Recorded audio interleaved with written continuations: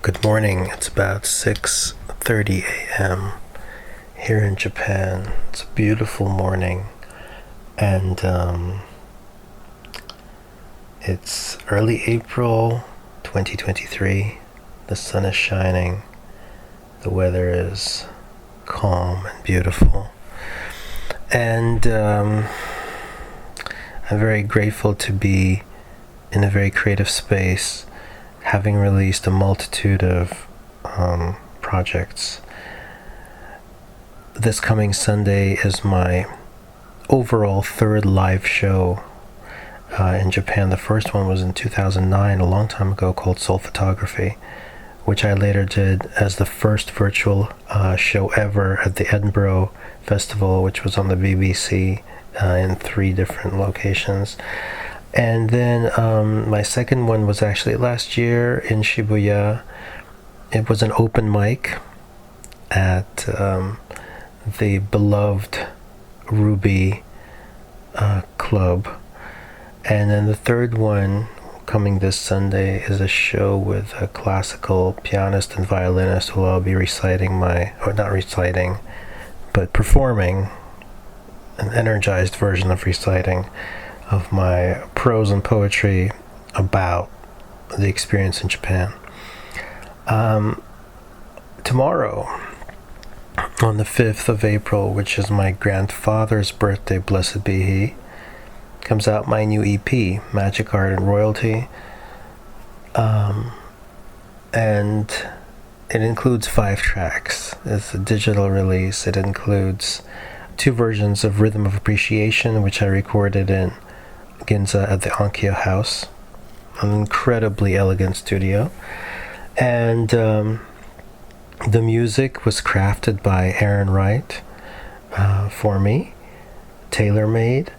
And because I requested a long track. I like long tracks because they're very theatrical, and I wanted to put 3 distinct elements into it which change the rhythm. So there's the full version, and then there's the I can't really call it a cappella because it's really that's not really singing, but the theatrical version. Then there's Happy Birthday, the song that's, the one, at least my take on it. I just feel like, I don't know why, I feel like every artist, I can't speak for every artist, but I would love to have Happy Birthday and Happy New Year, a Happy Birthday song and Happy New Year wishes from all my favorite artists just available for me to purchase as a download, because I just feel like people can really feel inspired by that. So my favorite music artist did her own rendition of a Happy Birthday song and her own Happy New Year song. Mine is not. Mine is the typical Happy Birthday song, and the New Year's is not a song, it's simply a soul wish, which I think is very powerful because it came instantaneously without writing, which is the way I like to record certain things, of course, not everything. And then finally, on the EP coming tomorrow is a meditation that I recorded at the 47 Ronin site in privacy, quietly. It was a very powerful experience because I actually happened to have been there the day after all the families of the Ronin were there to do their ceremony, and I spoke to the monks on the day I was there, which was the day after, and it was just the energy was lingering. It was very strong, and I was caught in a when the energy is so strong spiritually somewhere, it kind of slows things down. So because I felt something strong at that site, I recorded the meditation out of the blue without preparing for it. I just felt that strength. So that's the final track of the EP. And so the 4 tracks are recorded in a professional, spectacular studio Onkyo House in Ginza, and the fifth one was recorded on location, using an Olympus device. And now to the books. So, I'm very, very kind of relieved or happy, I'm not sure what the feeling is exactly, that the series is complete now. It's a 4-book series that encompasses my time in Japan, which has the titles Magick Summer in Japan, kind of like the honeymoon period; Magick Winter in Japan, the detailed period; Impressions of the Psyche, the reflective and difficult period; and then finally Magatama, my passion for the royal jewel, the royal crown of Japan, the most important of the 3 imperial jewels, the only one that's always with the imperial family, whereas the sword and the mirror are at their respective shrines. And so, interestingly, on the cover of the EP, I'm wearing a large Magatama. And the book is about the mythical, historical elements. It includes magic. It includes parts of my collection. It includes facts unknown to the general population. And it's also the first book about the subject in the English language, which is, I'm glad, even though the Magatama has been around for thousands of years, it's about time to have a book about it. It's just about time. My other 2 passions for collecting, the Z and the Pounamu. Well, there's an amazing book about Pounamu, which is the New Zealand nephrite, mostly nephrite, Maori power stone, by Russell Beck, who passed recently. I actually had a conversation with him. We recorded a show. It's not available right now, but we had a wonderful conversation, and his book is the exquisite book, and there's many editions of it. If you get a chance to hold it, it's very large, and the photographs are undeniably beautiful, and it talks about everything aside from Tahutahi, which is the most sacred of the Pounamu, which is interesting because that is a highly guarded Pounamu, but it doesn't really discuss that. The snowflake one, belonging to the Maori. The rarest nephrite in the world, by the way. The Z, there are books out recently published, and I don't want to judge, especially because I'm not from that region or culture to judge, but I can say that those books are incomplete. Plus, the only thing about Z is that they are mostly man-made. Real Z are natural agates with natural eyes, and so there are, and they can be blue-laced, they can be carnelian, they can be onyx. Those are all agates, but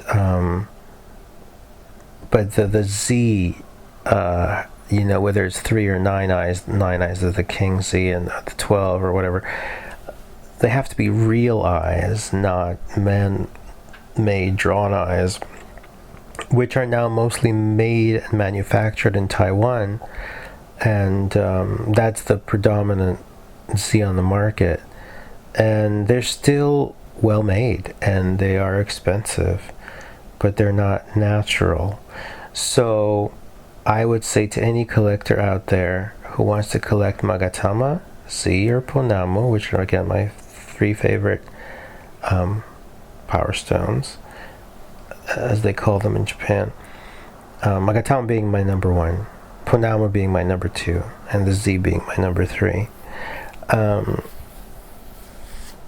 So I do have these, and I do love them. So Magatama is primarily made of, for those who know that real jade is only jadeite and nephrite.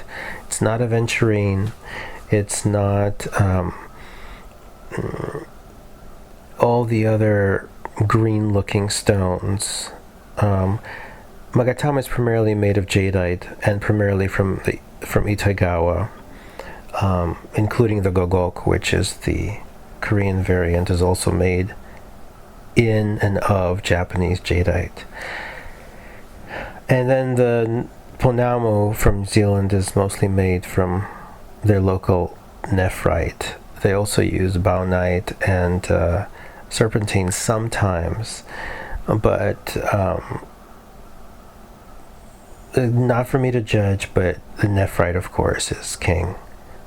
And their number 1 best of nephrite in the world, the one they don't really talk about, that one is also nephrite, a very rare nephrite. And then the Z, like I mentioned, is it's agate variants with natural eyes. It would be beneficial if the eyes were symmetrical, and if they were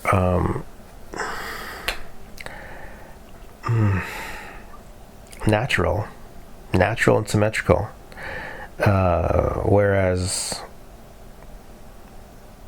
they're still incredible in terms of the production quality. The Ponamo, they're still amazing, recent and new and current artisans.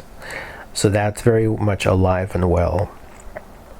Magatamas, there is a tremendous amount of them made through the thousands of years in the past, the Kofun period and the Jomon period. And there are many of them still around, available from antique dealers and auctions. They're not usually found in stores or in the public here in Japan. I have searched. There are very few stores that cater to the old ones, but there is a plentiful amount of them. In regards to the Z's, the majority of them are man-made. So there's a huge difference in the variation. And the Magatamas that you find online, please be careful, because if you see like the same Magatama, like maybe 30 of them, that's not what you want. If it's under $30, it's not what you want. And if it's if it has a sharp edge, so if it doesn't look like a variation of the 9, and you'll see in my book that there's many variations, but if it has a sharp edge, looks just like a stone cutting mechanism, cut it into a sharp edge as opposed to a smooth edge, that's also not what you want. That's just the cheap knockoff. And there's so much information, but again, because these are my passions, I just kind of like start to just go somewhere in my mind with them because they're just so special. But anyway, the Ponamo, again, the book is by Russell Beck called Ponamo. There's no way I would ever touch that in the sense of trying to write a better book. Never gonna happen. His book is spectacular. I would just add the section about the rare jade. The Z, I would really try to separate the real from the fake. So I would at least ask for a quality variant of that. But Magatama, here it is, my book. My book is not extremely like full. It doesn't have endless pages. It has the gist of things, the important stuff. And it clarifies the real from the fake, and it talks about how important the Magatama is. And by far it is of supreme importance here. Absolute supreme importance, historically and royally, mythically, mythologically, magically, Shinto-wise. Supreme importance. But the amazing thing about the culture here in Japan is that things of supreme importance are not really discussed. They're not really in your face. They're not really public knowledge. They're kind of like, I think the reaction I get most of the time when I wear a real one is, oh, Magatama. Kind of like, it's very sweet, awe, and move on. And it's great. But if I want to sit down and go, can you tell me about, does your family collect them, and what importance does it have? What have you learned through your many years about it? Nothing. The answer is nothing. Regular people don't collect. Regular families, which is the majority, don't collect. The grandpa or the grandma hasn't given you one. It's in a different scope. It's in a different parallel. And it's very interesting because in New Zealand, Punam was handed it's supposed to be gifted from generation to generation, like your father gives it to you and puts it on you, and it's available in all artist stores or cultural centers and museums. It's in the public, it's on sale, it's gifted, it's part of your upbringing. The history.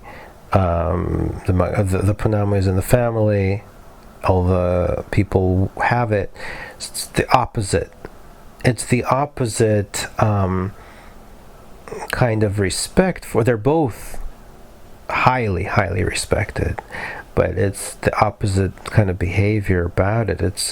What's super interesting here is how important the Magatama is, but how kind of invisible it is in the culture. And even the emperor can't even see the Magatama in the palace, which is unbelievably interesting. It's highly protected. It's the primary during the ceremony of enthronement. The Magatama, the 3 jewels, are provided in boxes, but they're never opened. It's shrouded in secrecy and mystery to protect its power and not cause any kind of evil eye on it, or even any kind of, how can I put it, scientific questioning, which could in fact provide negative energy. Which I totally get, totally understand. And it's just really interesting. And again, in the Z market, you just have endless Z, and then probably 90% are manufactured in Taiwan, just continuously.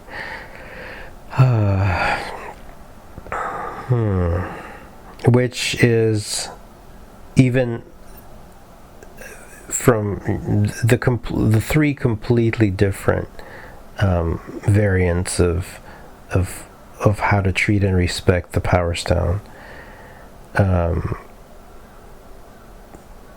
It's super interesting. So back to the book series, and I could just dream and think about these things endlessly because they interest me so much. But back to the book series. So there is Magick. Summer in Japan, as I mentioned, it's like I went to Mount Fuji and had a private tour of the palace. Went to Nara, the imperial site. The photo at the gate was amazing. It was a dream come true. Magic Winter was my birthday time in Kyoto. The Osechi dinner on the 1st, amazing. The Sun Moon Magatama on my birthday. So much. The cover photo taken on my birthday, the Silver Temple. The third book is Impressions of the Psyche, which it doesn't deal with any travel. It has the poems and the prose that I will be performing on Sunday, and much more. It has the comparable feelings of me of before I came to Japan as opposed to during. It has the wonderment, excitement, bewilderment, and also the difficult times that I've experienced here. It's kind of like the inner workings, the results of the experiences, the internalization of that, and then the fourth one is simply again about my favorite thing about Japan is the Magatama, and I love and adore and just it's much more than a power stone, and you can learn about that in the book. Well, I don't think I have anything more to say. So I'll be signing off and working on the upcoming show and wishing everyone peace. Please love your neighbors and protect each other, and please have peace.